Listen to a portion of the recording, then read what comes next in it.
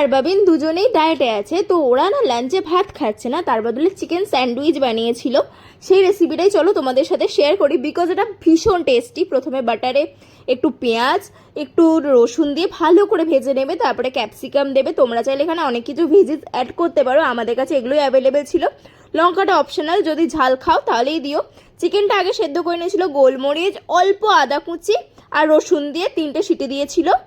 আর এখানে চিকেনের স্টকটা দিয়ে দিল, দিয়ে তারপরে চিকেনগুলো দিল, দেওয়ার পর দিয়েছিল হচ্ছে মেয়োনিজ, টমেটো সস, গোলমরিচ আর নুন আর স্টেভিয়া দিয়েছিল। তোমরা চাইলে এখানে চিনি অ্যাড করতে পারো, ঠিক আছে। দিয়ে ভালো করে মিক্স করবে, একটু মাখা মাখা হয়ে গেলেই নামিয়ে দিও।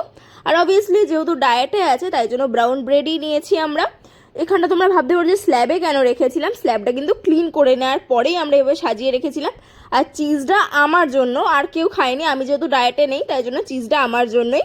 দিয়ে ভালো করে বাটার দিয়ে এপিট ওপিট করে সেঁকে নেবে, তোমরা যেরকম খাও। তারপরে টমেটো সসের সাথে সার্ভ করো, দারুণ লাগে।